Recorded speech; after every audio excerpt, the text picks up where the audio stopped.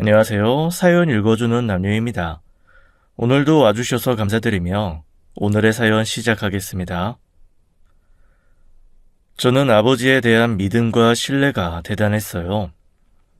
아버지가 세상에서 가장 사랑하는 사람은 당연히 저라고 생각했거든요. 그런데 그 믿음이 제가 결혼을 한 순간부터 흔들리기 시작했습니다. 어느 순간 정신을 차려보니 아버지가 제 아내를 만나고 있었거든요. 안녕하세요. 저는 올해로 34살이 된 남성입니다. 저는 아버지와 사이가 무척이나 돈독했어요. 그럴 수밖에 없는 게 제가 아버지 없이는 아무것도 못하는 사람이거든요. 제가 8살 때 교통사고를 당했습니다. 그래서 평생을 휠체어에 의존해서 지금까지 살고 있어요. 저는 사고 날 당시의 기억이 전혀 없습니다. 병원에 있으면서 큰 수술을 받는 동안에도 아무것도 기억 못하더라고 아버지께 말씀하셨죠. 제가 초등학교 5학년 때 아버지께 물은 기억이 납니다. 아빠, 나 교통사고 어떻게 난 거라고 했지? 엄마랑 차 타고 가다가 사고 났다고 했잖아.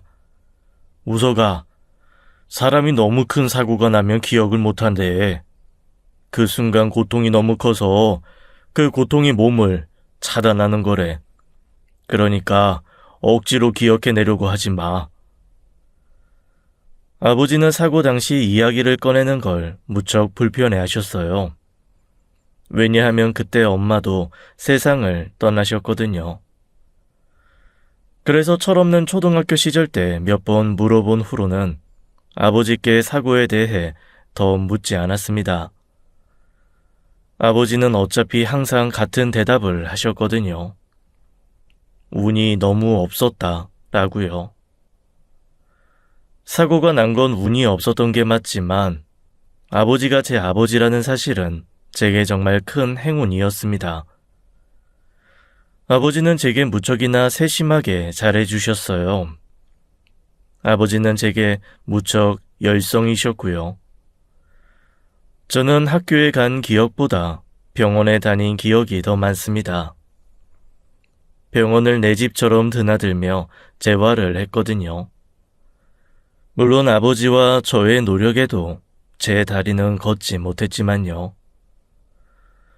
어릴 적 아버지가 의사 선생님 멱살을 잡고 싸우던 게 생각이 나네요. 야, 이 자식아, 그런 말 하고도 네가 의사야? 의사면 고쳐볼 생각부터 해야지. 네가 뭔데 포기해라 말아야. 더 이상 할 수 있는 게 없긴 왜 없어. 이러니 돌팔이라는 말이 나오지. 우서가 다른 병원에 가보자. 여긴 순 돌팔이만 있네.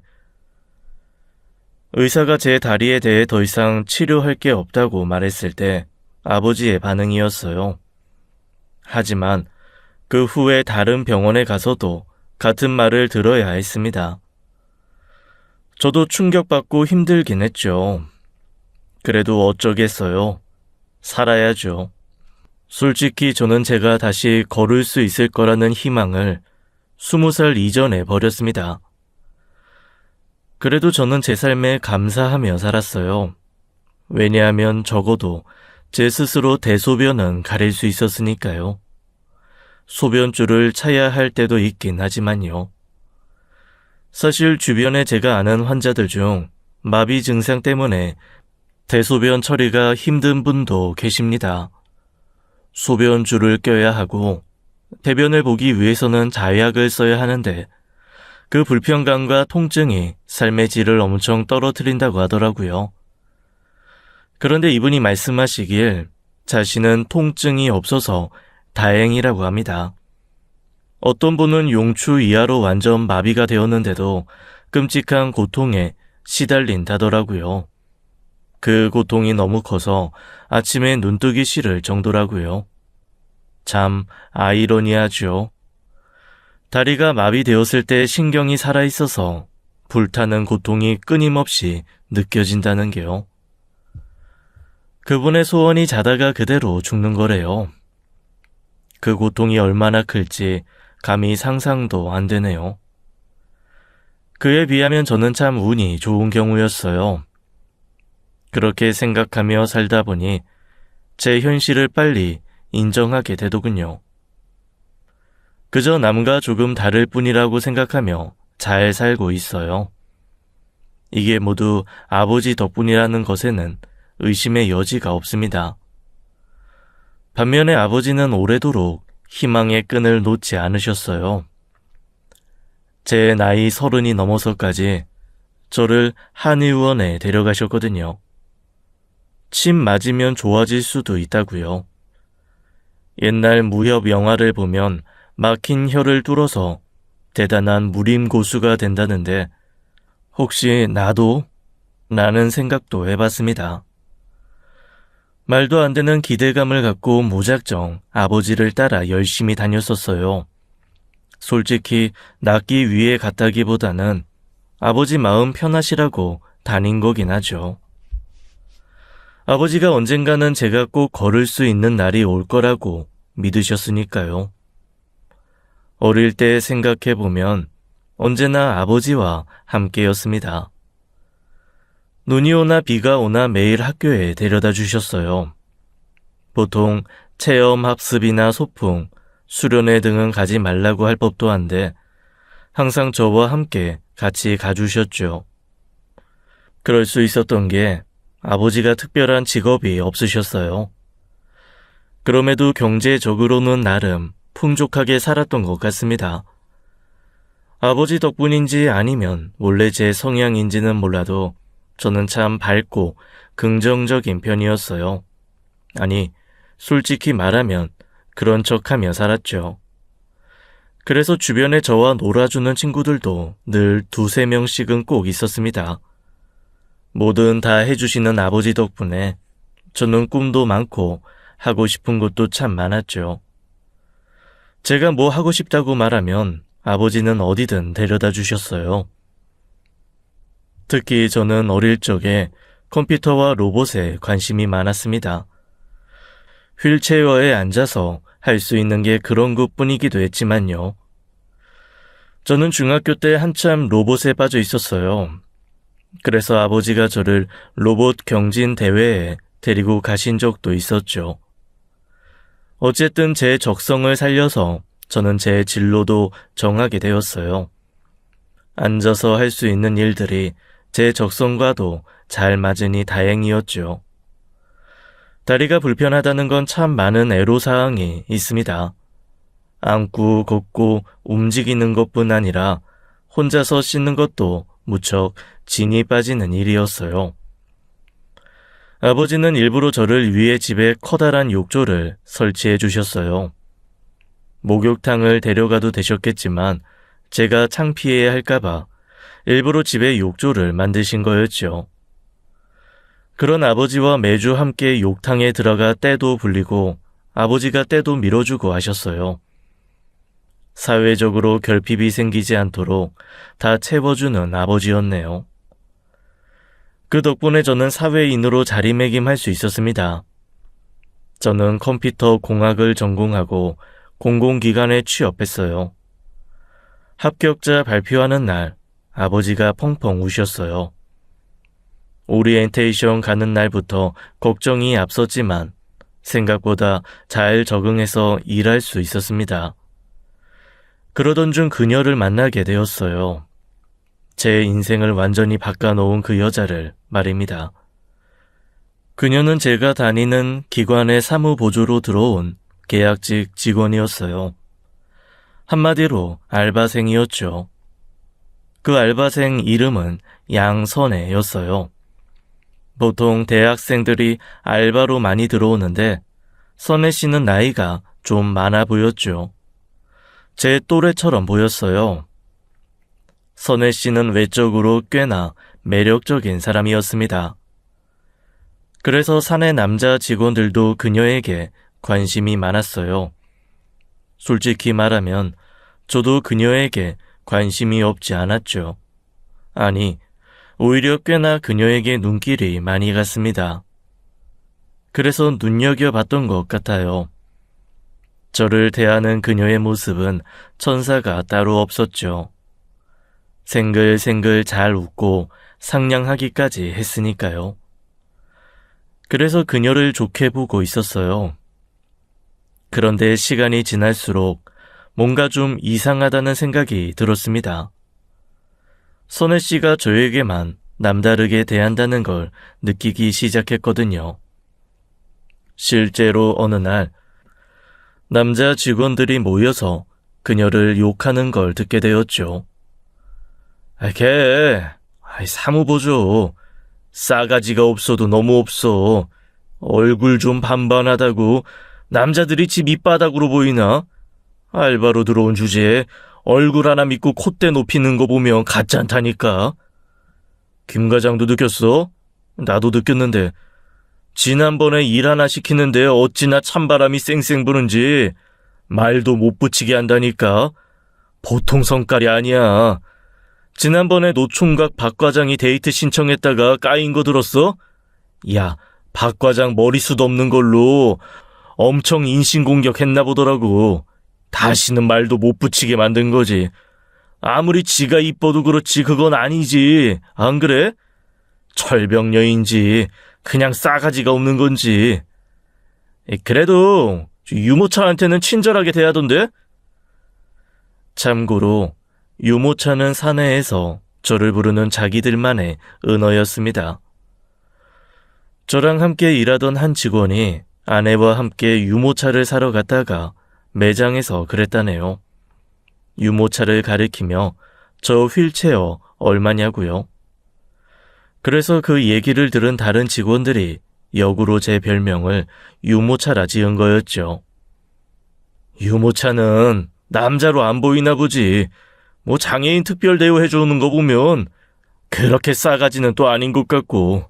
암튼 나한테는 싸가지 없는 거 맞아. 그 말을 듣고 나니 기분이 너무 나빴습니다. 그녀가 내게 친절한 이유가 사람들이 생각하는 게 맞다면 너무나 비참했거든요. 그래서 그녀를 제 마음에서 조금 멀리 했어요. 하루는 사무실에서 모두가 바쁜 와중에 선혜 씨가 다가와 말을 걸더군요. 우석 씨, 점심 드셨어요? 우리 같이 커피 한잔 하러 갈래요? 싫다고 하려다가 왜 그녀가 내게만 신경을 쓰는 걸까 궁금한 생각에 고개를 끄덕였습니다. 왜 나에게만 이렇게 신경을 쓰는 걸까? 혹시 나를 불쌍하게 여기는 걸까? 그런 생각이 들자 마음 한구석이 불편해졌어요. 그래서 단도직입적으로 물었죠. 왜 나한테만 잘해줘요? 어머, 제가요? 네, 다른 사람들한테 엄청 쌀쌀맞게 대하잖아요. 여자고 남자고 전부 다요. 아, 제가 그랬어요? 혹시 내가 장애인이어서 그런 거예요? 혹시 내가 막 불쌍하고 막 버려진 강아지 같고 도와줘야 될 것 같고 그래요? 저도 모르게 감정이 격해져서 목소리가 조금 높아졌고 그녀에게 다그치듯 묻고 말았어요. 제가 말해놓고도 내가 왜 이러나 싶을 정도였죠. 그녀도 제 말에 당황한 듯 눈이 동그랗게 커지더니 저를 5초 정도 말없이 바라보더군요. 당황한 건 저도 마찬가지였어요. 그래서 또 이상한 헛소리를 하고 말았습니다.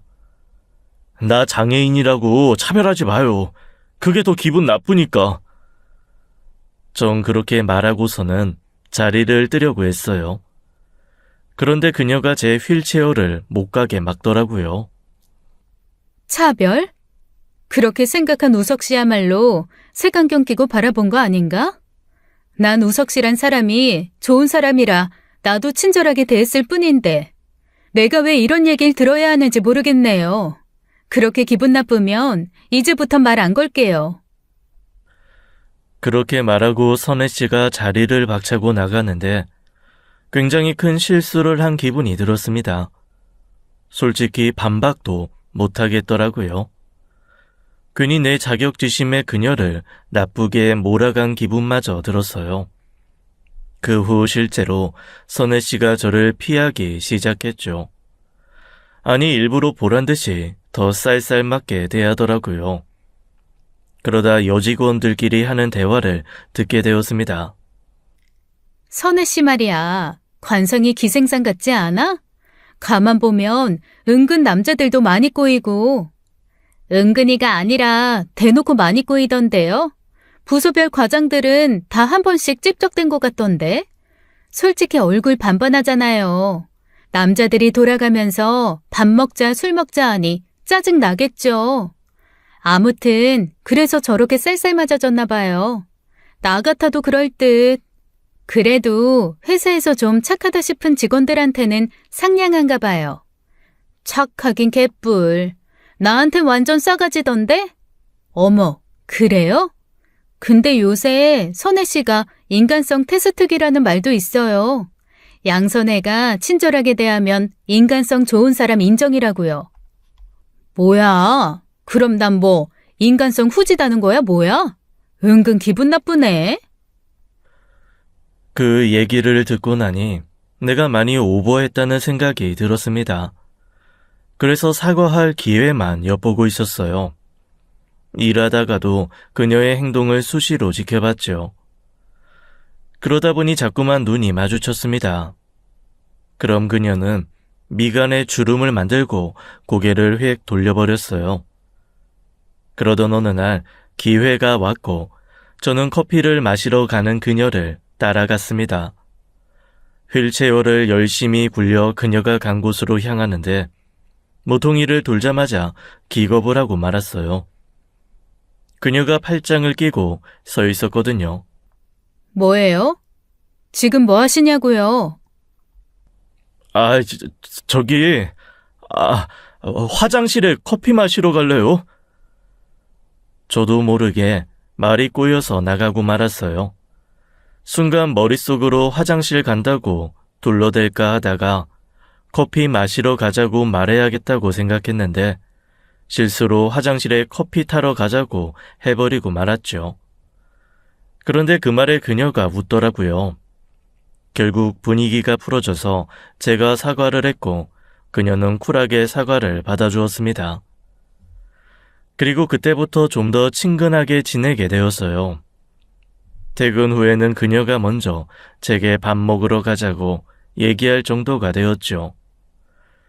그런 저를 보며 한 무리의 남성들은 막말을 내뱉곤 했어요.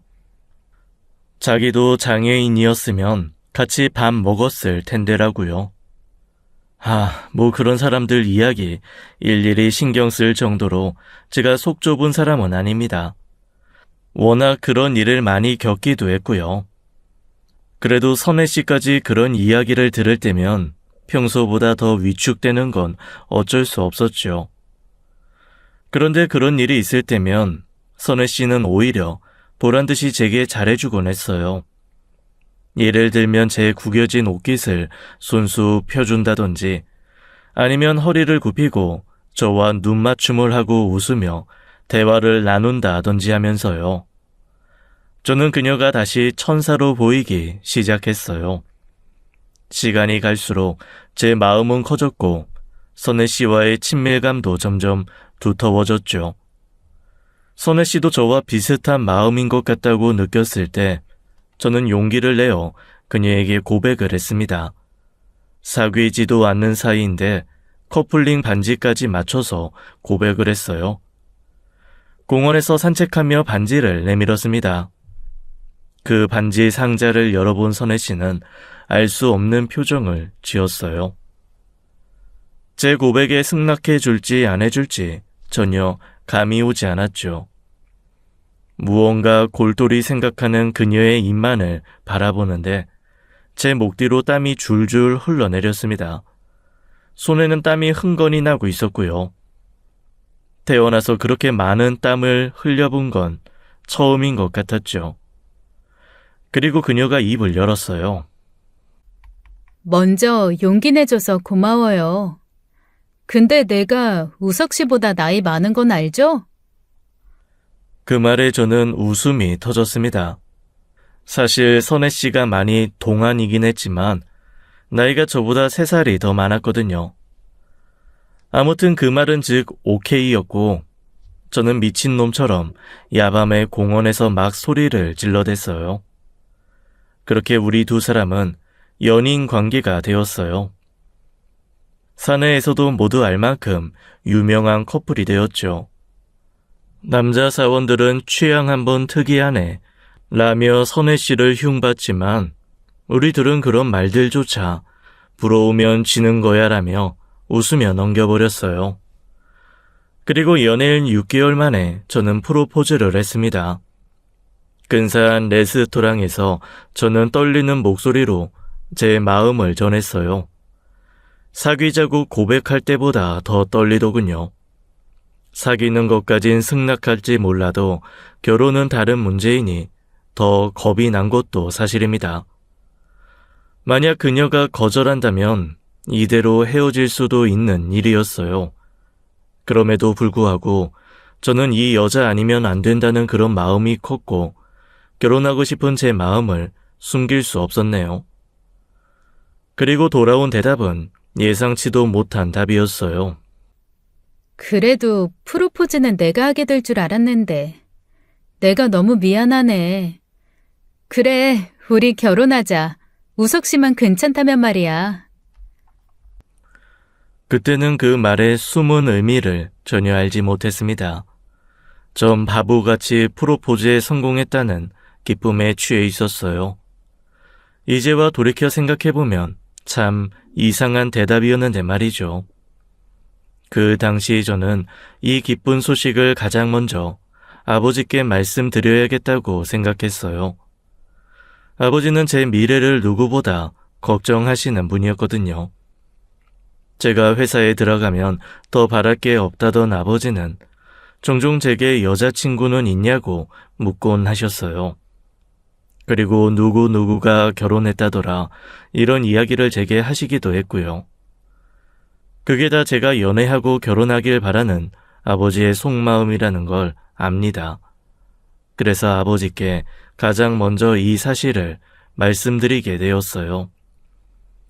제가 결혼할 여자가 있다고 말하자 아버지는 누구보다 기뻐하시더라고요. 그동안 연애한다는 사실을 비밀로 해서인지 많이 놀라시기도 하셨고요. 인서가, 아니 왜 만나는 아가씨 있다고 아빠한테 말을 안 했어? 도대체 얼마나 이쁘길래 그렇게 꽁꽁 감춘 거냐? 이거 은근 서운하네. 아이 그나저나 뭐하는 처자야? 직업은 뭐고 나이는 몇이고 부모님은 뭐 하신대? 아버지 하나씩 물어봐요. 뭐가 이렇게 급하셔? 예쁘냐? 예쁜 거 말해 뭐해. 아버지가 우리 선혜 보면 깜짝 놀랄걸? 너무 예뻐서. 아이고 아주 그냥 콩깍지가 제대로 씌었네.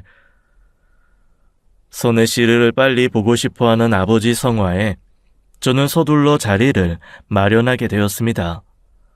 아버지는 그날 먼저 식당에 가 계셨고 저는 선혜 씨와 함께 식당으로 향했어요. 그런데 선혜 씨는 평소답지 않게 꽤나 긴장한 눈치였죠. 잘 웃던 얼굴은 어디 가고 미간에 힘을 줬는지 주름까지 져 있었어요. 어딘지 모르게 표정이 그늘져 보이기까지 했죠. 선혜 씨, 오늘 같은 표정 처음 보네. 그렇게 긴장돼? 걱정하지 마. 우리 아버지 정말 좋은 사람이야. 옆집 사는 푸근한 아저씨 같다고나 할까? 그러니까 긴장 풀어. 좋은 사람? 진짜 좋은 사람 맞아요? 어? 그게 무슨 말이야. 인간성이라는 것도 다 상대적인 거잖아요. 아들인 우석 씨한테야 당연히 좋은 사람일 테지만 나한테도 좋은 사람일지 아닐지는 모르는 거니까. 그런 말이 어딨어. 우리 아버지 정말 그런 이중적인 사람 아니야. 혹시 시집살이 같은 거 걱정돼서 그래? 그런 거라면 정말 걱정하지 마. 내가 중간에서 잘할 테니까. 에이, 선혜 씨가 결혼 전에 걱정이 많은가 보네. 내가 앞으로 더 잘할게요.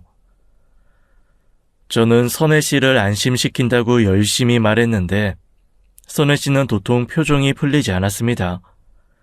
그때는 그저 너무 긴장해서 그런 거라고만 생각했어요.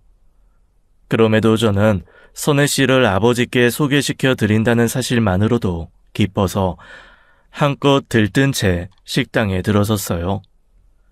예약한 룸의 문을 열고 들어가자 앉아 계시던 아버지가 일어나셨고 저와 선혜 씨를 반갑게 맞아주셨습니다.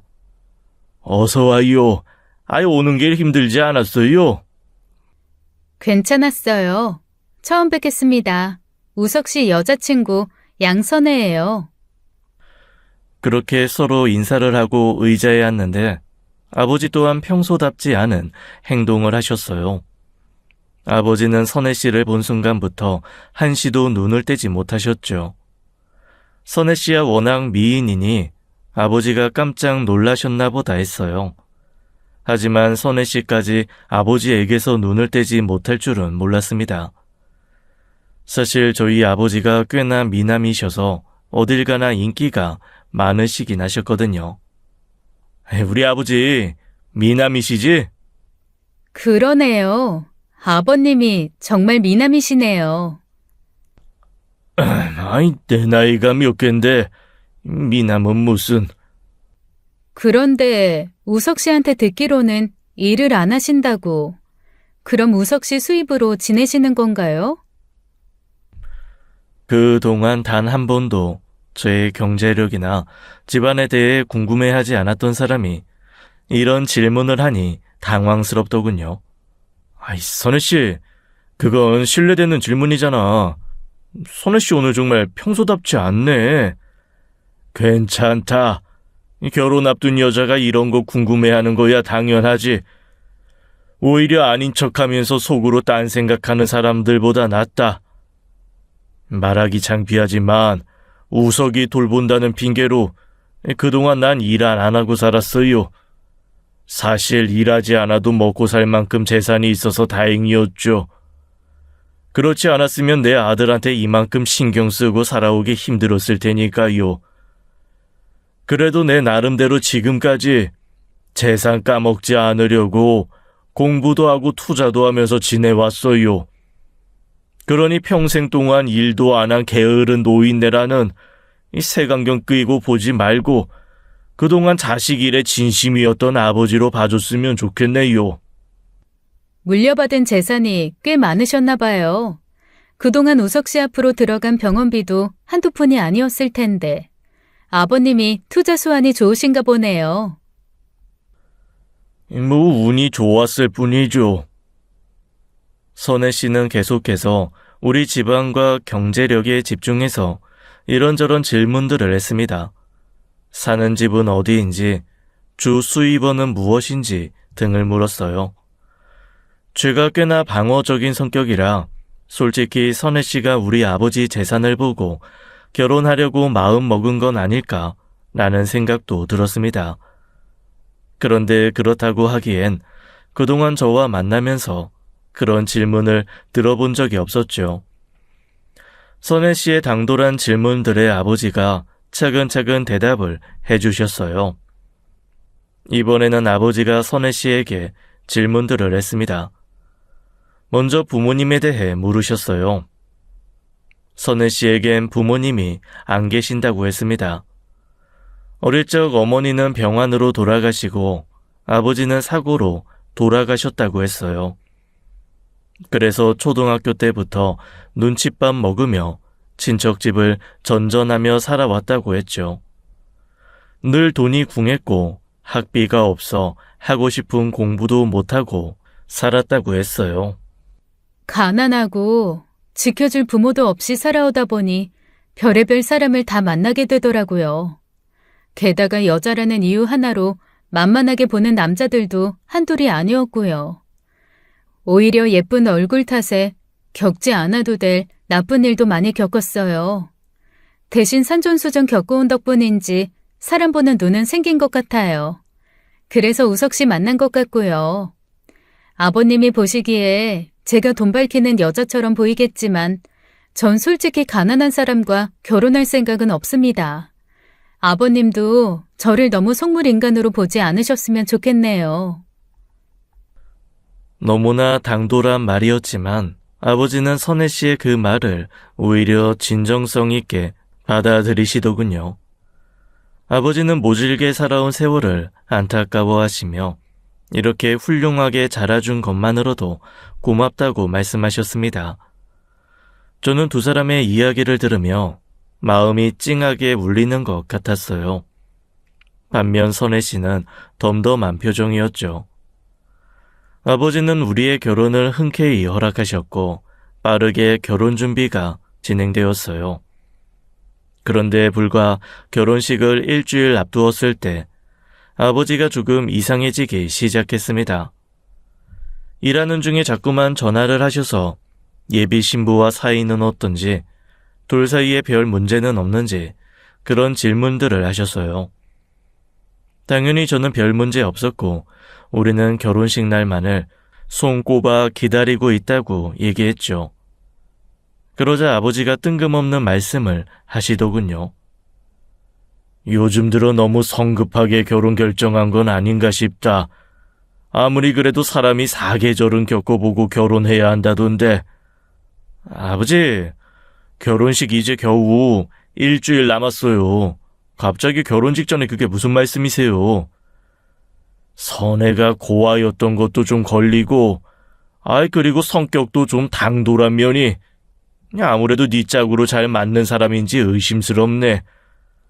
아버지, 혹시 선혜랑 무슨 일 있으셨어요?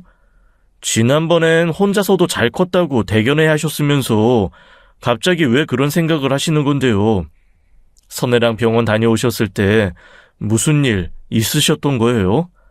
무슨 일은 그냥 느낌이 이상하게 이 결혼이 내키지가 않네. 아버지, 저 선혜 정말 너무너무 사랑해요. 앞으로 죽기 전까지 이런 여자 다시는 못 만날 것 같다고요. 선혜는 저한테 하늘이 내려준 선물이에요. 제 말에 아버지는 더 이상 아무 말씀도 안 하셨어요. 저는 알 수 없는 아버지의 마음 변화가 신경 쓰였습니다. 그래서 선혜를 만났을 때 넌지시 물어봤어요. 혹시 그날 무슨 일이 있었는지요? 그날은 아버지가 눈이 불편하시다고 안과에 내원한 날이었어요. 눈이 불편해서 운전이 어려우니 선혜가 자신이 모셔다 드리겠다고 했죠. 아무튼 그날 일에 대해 묻자 선혜는 제 물음에 순간 멈칫하더니 이내 아무 일도 없었다고 대답했습니다. 계속 캐묻는 것도 좀 그래서 더는 묻지 못했어요. 하지만 그날 물고 늘어져서라도 더 물었어야 했네요. 저는 아버지의 조언을 무시하고 결혼식을 올렸습니다. 참석한 하객은 적었지만 저는 그땐 누구보다 행복했어요. 꿈만 같은 신혼생활은 제가 꿈꿔왔던 것과 똑같았죠. 매일매일이 행복하고 감사함으로 흘러넘쳤습니다. 우리는 신혼집을 따로 구하지 않았어요. 아버지와 살던 집이 저에게 맞춤처럼 편한 집이어서 아버지와 합가해서 살게 되었죠. 아내가 흔쾌히 허락해줘서 너무 고마울 따름이었죠. 아내는 결혼 후에도 일을 놓지 않았습니다. 결혼한 지 한 달 후 계약 만료로 다니던 회사를 그만두고 새 직장을 알아보더군요.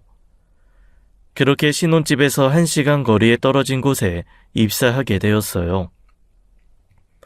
결혼 후 운이 잘 풀린 건지 급여가 괜찮은 회사에 정직원으로 들어갔죠. 아내가 좋은 일자리를 구한 건 좋은 일이었지만 저에게 마냥 좋은 일만은 아니었어요.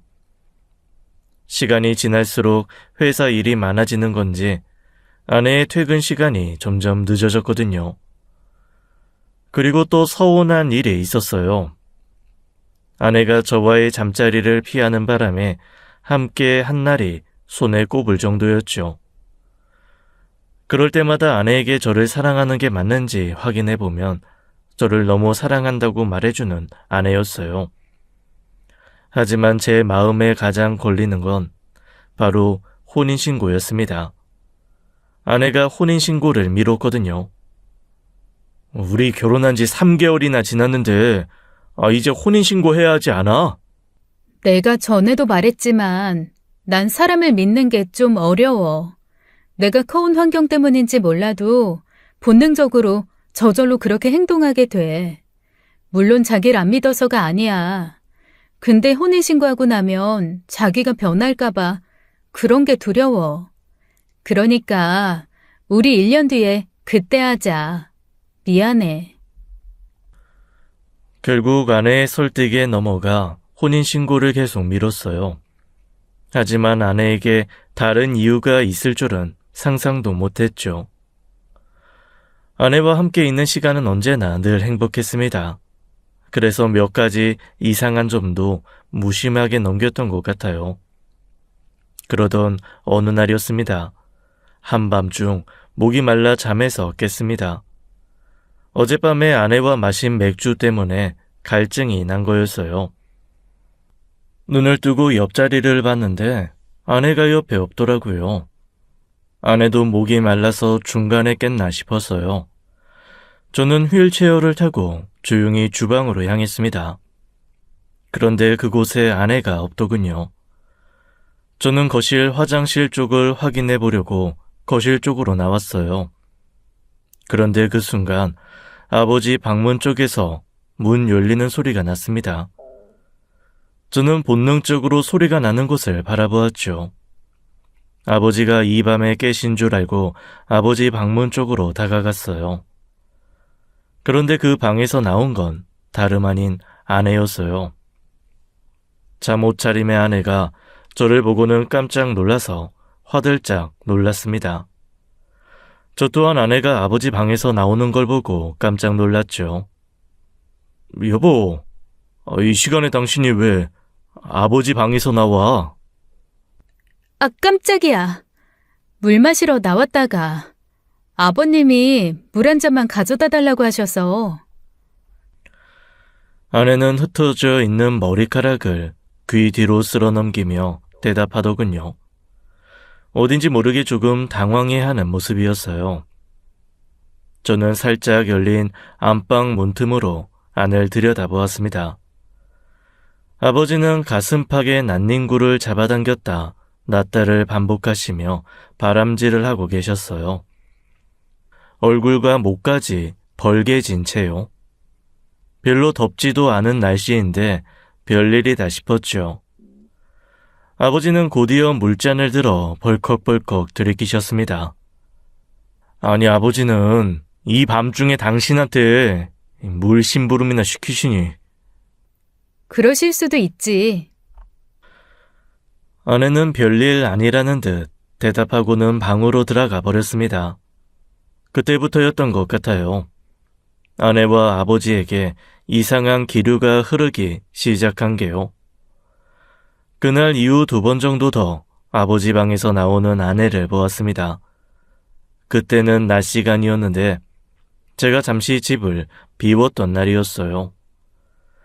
그럴 때면 왜 꼭 아내가 아버지 방에서 나오는 걸까 싶어 마음속에 의문이 생기기 시작했죠. 그런데 더 이상한 건 바로 아버지의 태도였습니다. 저와 아버지는 다른 어느 부자들보다도 사이가 더 각별했어요. 그런데 어느 순간부터 아버지가 제 눈을 피하기 시작하더라고요. 급기야 지금껏 한 번도 해본 적 없던 새벽 운동을 다니며 저와의 아침 식사 시간을 피하기까지 했습니다. 아버지와 말이라도 한번 하려고 하면 아버지는 핑계를 대며 그 자리를 벗어나곤 했어요. 그러던 어느 날 제가 일부러 아내에 관한 이야기로 말문을 튼 적이 있었어요. 아버지가 이상하게 제 아내 이야기에만 반응을 보이시더군요. 아버지, 사실은요, 저희 아직 혼인신고 못했어요. 그게 무슨 말이냐? 선혜가 혼인신고를 미루자고 해서요. 저는 일부러 이 이야기를 꺼냈습니다. 아버지의 반응이 궁금했거든요. 아버지는 무언가 골똘히 생각하시더니 제게 이렇게 말씀하시더군요. 선혜가 그러자고 한 데는 다 이유가 있겠지.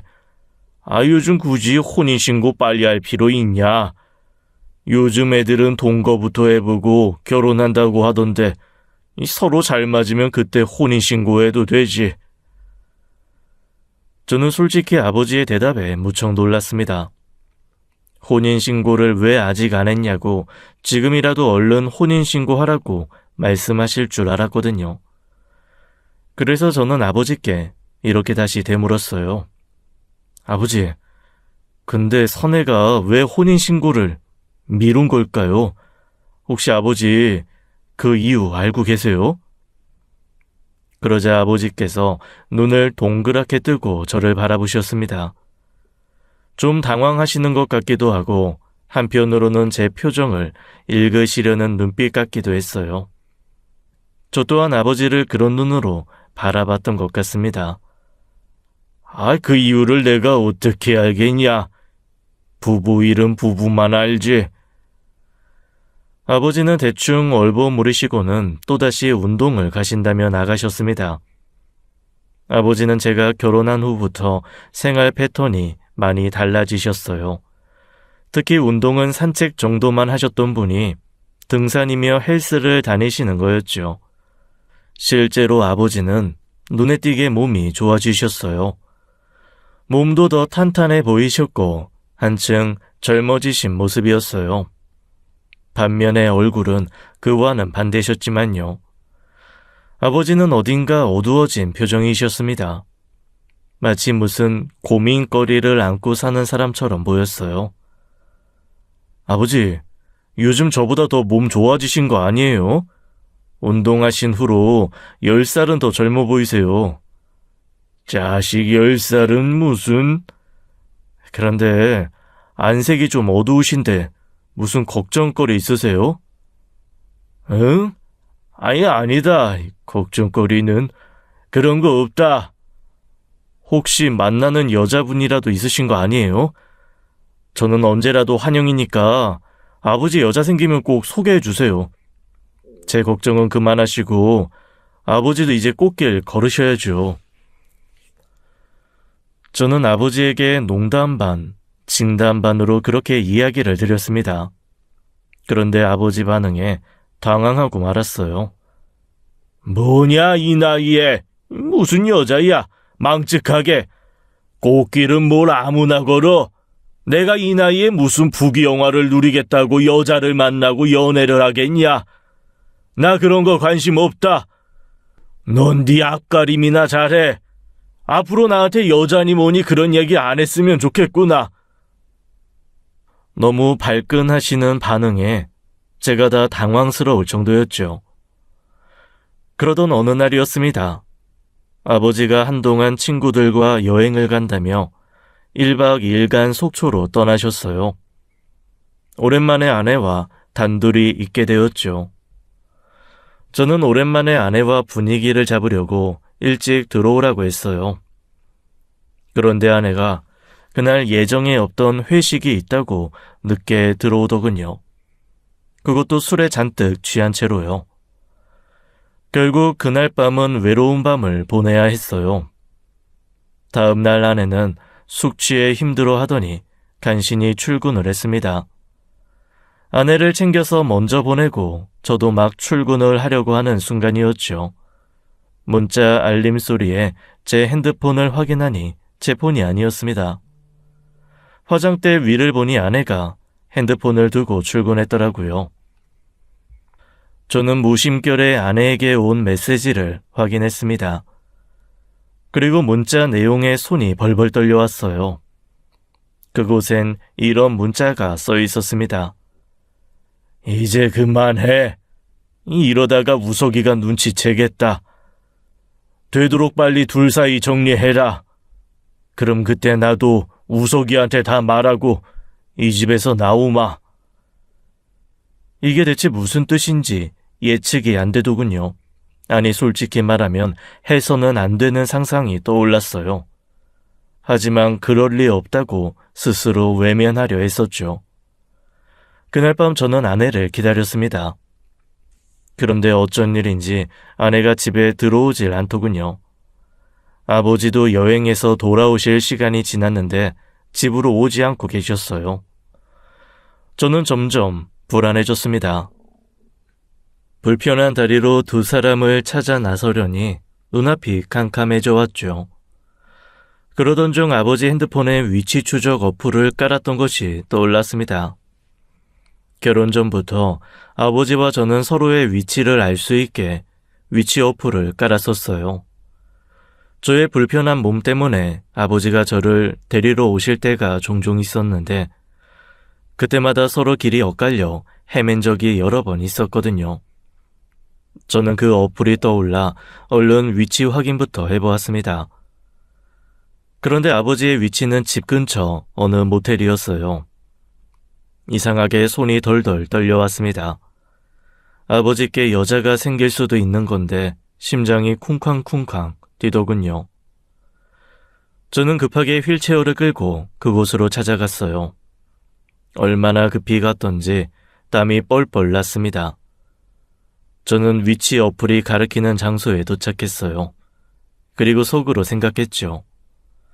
지금 내가 큰 오해를 하고 있고 아버지께 신뢰가 되는 행동을 하고 있는 게 분명하다고요. 저는 모텔 앞 계단을 올라갈 수가 없었습니다. 그곳에는 휠체어가 지나갈 수 있는 길이 없었거든요. 제가 모텔 건물을 삥 돌아가며 들어갈 방도가 있나 찾던 중 한 커플이 눈에 들어왔습니다. 바로 제 아내였어요. 그리고 그 앞에 마주 앉아 있는 건 바로 제 아버지였습니다. 두 사람은 모텔 옆 작은 카페 창가에 앉아 이야기를 나누고 있었습니다. 순간 심장이 덜컥했어요. 그 다음엔 안도의 한숨이 나왔죠. 두 사람이 모텔에 있었던 건 아니었으니까요. 저는 전봇대 뒤에 서서 몰래 두 사람을 지켜보았어요. 아내가 화가 난 얼굴로 아버지께 무언가 말하는 것 같았고 아버지는 괴로워하는 얼굴을 하고 있었습니다. 저는 조심스레 두 사람이 있는 카페로 들어가 조용히 자리를 잡았습니다. 워낙 조명이 어둡고 자리마다 칸막이가 쳐 있는 카페여서 들키지 않았어요. 저는 대충 아무 음료나 시키고는 그들의 대화를 엿듣기 시작했습니다. 그렇게 제가 듣게 된 첫 마디는 그야말로 청천벽력 같은 말이었어요. 이제 쇼는 그만하고 당신이랑 내 사이 당신 아들한테 밝혀야 하지 않겠어?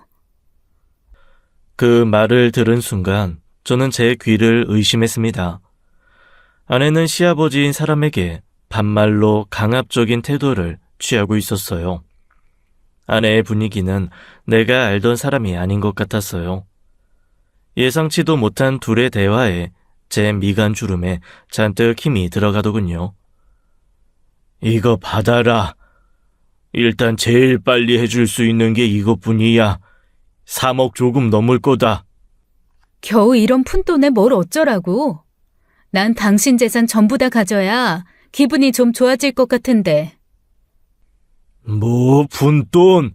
이 자그마치 3억이야. 겨우 3억이겠지. 싫으면 이제 그만 당신 아들한테 다 털어놓는 게 어때? 내가 누군지, 그리고 당신이 어떤 사람인지, 그리고 또 당신이 당신 아들한테 어떻게 했는지. 그만. 알겠다. 알겠다고. 내가 어떻게 할까? 나한테 원하는 게 뭐야? 말했잖아.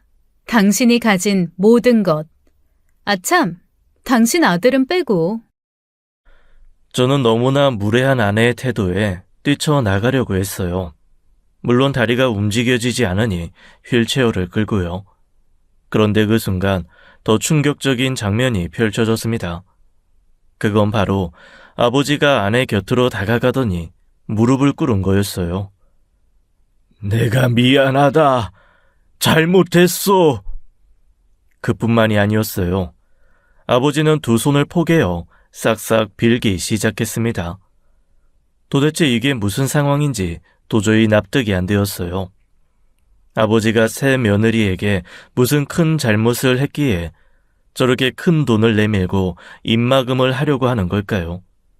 게다가 무릎까지 꿇고 잘못을 빌다니요. 이미 너무 충격을 받은 상황에서 아내의 반응은 저를 더 놀라게 했습니다. 아, 이거 은근 기분 좋네. 뭐 더 보여줄 거 없어? 근데 이러는 거 하나도 소용없어. 내가 원하는 건 진실 규명이니까. 저는 더 이상 숨어 있을 수 없었어요.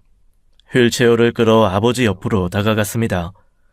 그리고 아버지 팔을 잡아 일으켜 세우려고 했어요. 아버지는 자신을 붙잡는 손에 놀라 저를 쳐다보고는 얼굴이 하얗게 질려 사색이 되었습니다. 아이, 네가 여기 왜? 무서가, 너 언제부터 여기 있었냐? 아버지, 일어나세요. 도대체 아버지가 뭘 잘못했다고 며느리 앞에 무릎까지 꿇고 있어요. 그리고 당신, 아버지한테 이게 무슨 막대 먹은 짓이야? 막대 먹은 짓? 그건 내가 아니라 당신 아버지가 했지. 그러니까 우리 아버지가 당신한테 뭘 어쨌냐고. 뭐 아버지가 그 뭐냐 성추행이라도 한 거야? 뭐? 겨우 성추행? 엉덩이 좀 만지고 가슴 좀 찝쩍대는 그런 거? 아니, 좀 더 상상력을 발휘해봐. 그보다 더 끔찍한 짓이니까. 그냥 말하라고. 아니, 그냥 아버지가 말해보세요. 도대체 뭔데 그래요? 성폭행 아니죠? 아버지 절대 그럴 사람 아니라는 거 내가 아는데. 아니잖아요. 그러니까 떳떳하게 말씀해 보시라고요. 설마 아버지가 사람을 죽였을 리도 없고. 그러니까 그냥 속 시원하게 말씀해 보시라고요. 고개를 푹 숙이고 있던 아버지가 갑자기 어떤 단어에 놀란 듯 어깨를 움찔했습니다. 그 순간 아내가 재밌다는 듯 말하더군요. 정답. 나왔네, 정답. 저는 더 이상 아무 말도 할 수가 없었습니다. 몇 초간 정적이 흘렀어요. 저는 주위를 둘러봤고 카페 주인과 눈이 마주쳤습니다. 카페 주인은 놀란 눈이 동그래지더니 고개를 돌리더군요.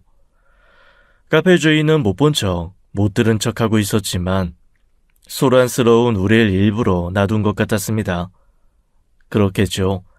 어디서도 들어본 적 없는 막장 집안 이야기가 눈앞에 펼쳐지고 있었으니까요. 저는 일단 아버지에게 아내에게 집에 가서 이야기하자고 했습니다. 그러자 아내는 그냥 여기서 얘기하자더군요. 그리고는 말을 이어나갔어요. 당신이 무슨 짓을 했는지 말 안 해요? 내가 알까? 왜 우석 씨가 다리 병신이 돼서 평생 휠체어에 앉아 있어야 하는지 내가 말해주냐고요. 그만. 내가 이야기하마. 참, 우리 불쌍한 엄마 얘기랑 우리 집 돈 이야기도 빼지 말아요. 듣는 피해자 서운하니까. 그렇게 시작된 아버지의 이야기는 믿기 힘든 얘기였습니다. 우석아, 미안하다. 네 다리, 이 못난 아비 때문에, 나 때문에 그렇게 된 거야. 엄마, 아빠, 그리고 나, 우리 세 식구는 참 행복한 가족이었다고 어릴 때부터 아버지께 들었던 말이었습니다.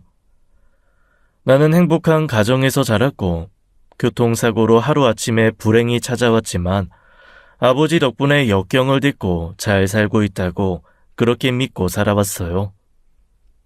그 교통사고 내가 일부러 낸 거다. 그럴 리가 없어요. 사고를 일부러 내는 사람이 어딨어요. 아버지가 저 죽이려고 일부러 그랬다는 거예요? 그럴 리 없잖아요. 아버지가 왜요? 저를 그렇게 끔찍히 생각하시는 분이잖아요. 너 말고 네 엄마. 또 다른 충격이었습니다. 며칠 전 꾸었던 꿈이 떠올랐어요. 아버지께는 말씀드린 적 없는 꿈이었어요.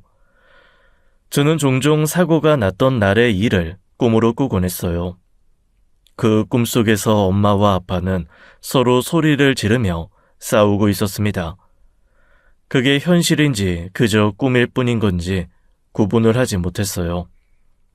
그런데 아버지의 말을 듣고 그게 그저 꿈이 아니라 현실이었다는 걸 깨달았죠. 그날 네 엄마랑 심하게 말다툼을 했다. 네 엄마가 우리한테 절대로 해서는 안 될 짓을 했거든. 아버지는 힘들게 한자 한자 말씀하셨어요. 그때 아내가 끼어들었죠. 바람 폈어. 당신 엄마랑 우리 아빠가. 늘 엄마는 현모양처였고 우리를 사랑했다고 말씀하셨던 아버지였어요. 그런 엄마가 바람나 가정을 버리고 간 여자라는 사실을 아내 입을 통해 들을 줄은 꿈에도 몰랐습니다. 그래, 네 엄마가 그 남자한테 가겠다고 해서 너무 화가 났다. 아직 어린 널 두고 이 사랑하는 남자 찾아 떠나겠다고 하는데 으뜸 남자가 눈이 안 돌겠어. 그래도 그러면 안 됐는데, 정말로 그러면 안 됐는데, 내가 순간 미쳤었나 보다. 그래서 네가 대신 벌을 받았나 봐. 아버지는 엄마와 차를 타고 가던 중 싸우다가 엄마 쪽을 향해 일부러 핸들을 틀었다고 했습니다. 차가 가드레일에 부딪히는 순간 아차 싶었다. 내가 눈이 돌아서 뒷좌석에 있던 네 생각을 못했던 거야. 사고가 나자마자 바로 후회했다. 미안하다. 나 때문에 네 몸이. 아버지는 괴로워하며 흐느껴 우시더군요. 저는 너무 충격이었어요. 제 몸이 하반신 마비가 된 게 아버지 때문일 거라고는 상상도 못했습니다. 그저 운 나쁜 교통사고인 줄 알았어요. 아버지도 운이 나빴을 뿐이다 라고 늘 말해왔으니까요. 제게 애써 기억해내지 말라고 했던 아버지의 말씀이 떠올랐습니다. 저를 다치게 한 것도 모자라 일부러 엄마를 죽게 하려고 차 사고를 냈다는 아버지의 말이 더 귀에 거슬렸어요. 아버지란 사람에 대해 공포감이 몰려왔죠. 당장 이 자리를 벗어나고 싶었습니다. 제가 휠체어를 돌리자 아내가 제 휠체어를 잡아 세우더군요. 아직 내 얘긴 시작도 안 했어. 내가 왜 당신 아버지 재산을 전부 가져야 하는지 당신도 알아야지. 재산? 그건 또 무슨 소리야? 사실 저는 아버지가 물려받은 재산이 많다고 알고 있었어요. 그래서 제 병원비를 대고 제 수발을 드는 데만 모든 시간을 쓰실 수 있다고 생각했죠. 하지만 실상은 전혀 달랐습니다. 그 재산 우리 아빠 재산이야. 아니, 엄밀히 말하면 우리 엄마 재산이었지. 아내에게서 또 다른 충격적인 이야기를 듣게 됐어요. 아내의 엄마는 원래부터 몸이 약한 사람이라고 했습니다. 아내를 낳고 나서는 더 약해졌다고 했죠. 결국 병원에 장기 입원하게 되었고 끝내 병원에서 생을 마감했다고 하더군요. 아내의 아버지가 엄마 병간호를 열심히 해서 주변에서는 칭찬이 자자했다고 했어요. 이를 보던 간호사는 남자의 모습에 감명을 받았고 아내를 잃은 남자를 위로해줬다는군요. 그 후 두 사람은 사랑을 키워갔다고 했어요. 아내의 엄마는 남편에게 많은 재산을 남기고 떠났다고 했어요. 그렇게 아내를 위해 헌신적으로 병간호를 하던 남자는 아이러니하게도 아내가 세상을 떠나자마자 새로운 사랑을 시작한 거였죠. 남자는 간호사와 새로운 시작을 원했고 재혼까지 생각했대요. 하지만 놀랍게도 그 간호사는 유부녀였고 자식까지 가진 여자였죠. 남자는 자신이 상속받은 재산을 간호사에게 모두 주는 걸로 결혼 약속을 받아냈다고 했습니다. 놀랍게도 그 간호사가 바로 저의 엄마였던 겁니다. 재산을 받아낸 엄마는 자기 가정을 깨기 위해 부단히 노력하다 죽음을 맞이한 거였어요. 엄마가 죽자 그 남자도 스스로 세상을 마감했습니다. 남겨진 남자의 딸은 외톨이가 되었대요. 그나마 있던 재산을 친척들이 다 뜯어갔고 결국 고아원으로 보내줘야 했죠. 그리고 자신의 권리를 되찾기 위해 지금 저와 아버지 앞에 선 거였어요. 고아원. 그 끔찍한 곳에서 지금 이 순간을 위해 버텨왔어. 네가 누리던 모든 것들, 그거 전부 우리 엄마 돈이었어. 애초에 너네 엄마가 우리 아빠한테 접근한 이유가 우리 엄마 돈 때문이었으니까. 하긴 자기 남편이 음악만 좋아하고 일엔 관심도 없는 가난뱅이니까 탈출하고 싶었겠지. 우리 아빠는 그저 손쉬운 먹잇감이었을 테고. 기억도 잘 안 나는 엄마지만 누가 내 엄마를 비난하는 걸 들으니 기분이 나빴습니다. 누군가 이 얘기를 부정해 주길 바라며 아버지를 바라보았어요.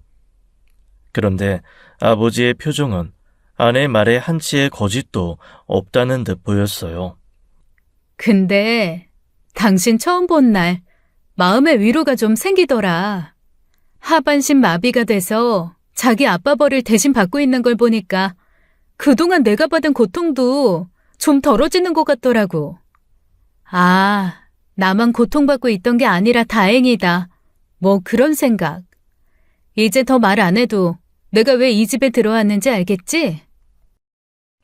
아내는 아버지에게 집 처분과 함께 받은 재산을 달라고 하고는 자리를 떠났어요. 이제야 왜 아내가 나와의 잠자리를 피했는지 깨달았습니다. 왜 혼인신고를 미뤘는지도요. 아버지는 울고 있는 제게 휴지를 건넸습니다. 저는 아버지 손을 탁 쳐버리고는 그 카페를 빠져나왔어요. 하체가 병신인 제가 달리 갈 곳도 없었습니다. 집으로 천천히 휠체어를 옮기는데 제 처지가 더 처량하게 느껴졌죠. 모든 게 아버지 잘못만 같았어요. 아니, 엄마랑 아버지 탓 같았죠. 현관 문을 열자 아내가 집에서 짐을 챙겨 나오고 있었습니다. 저는 아내 팔을 붙잡았어요. 그냥 처음부터 다 말했으면 됐잖아. 우리 엄마가 바람 폈고 재산도 다 가져갔으니 돌려달라고. 그렇게 말하고 병신 같은 나한테 벌 받아서 쌤통이다. 그렇게 말하고 그냥 갈 길 갔으면 됐잖아. 힘들게 연애는 왜 하고 결혼은 왜 했어. 내가 결혼하자고 했어도 거절했었어야지. 아니, 사귀자고 했을 때 안 된다고 하지. 나 가지고 노는 재미로 결혼한 거야? 아내는 어떠한 대답도 하지 않았습니다. 그리고 그대로 떠나버렸어요. 이혼이고 뭐고 정리할 것도 없었습니다. 아버지가 잠시 후 집으로 돌아왔어요. 그리고 제 앞에 무릎을 꿇으셨죠. 내가 평생 속죄하며 삼아. 그러니까 제발 나쁜 생각은 하지 마라. 아버지는 제 손에 들린 소주병과 수면제를 조심스레 뺏어가셨어요. 그 후로 저는 휴직을 냈어요. 아무 생각도 하고 싶지 않았는데 그동안 제가 살아온 날들이 주마등처럼 계속 떠올라 지나갔습니다. 끔찍한 진실을 듣던 날의 카페 모습, 아내와 결혼식을 올리던 날 수줍게 웃던 아내, 아내에게 프로포즈하던 내 모습, 아내와 탕비실에서 티격태격하던 일, 내 취업 소실에 만세 삼창을 외치며 뛰시던 아버지, 땀을 뻘뻘 흘려가며 내 재활을 돕던 아버지, 학교 다닐 적 내 옆에 따라다니던 아버지, 단 한순간도 내 곁을 떠난 적이 없던 아버지. 너무 어처구니 없는 제 인생에 피식피식 웃음이 나다가 눈물이 쏟아졌습니다. 머리가 희끗해진 아버지가 제 방으로 식사를 챙겨다 주는데 아버지 주름진 손이 눈에 들어왔습니다.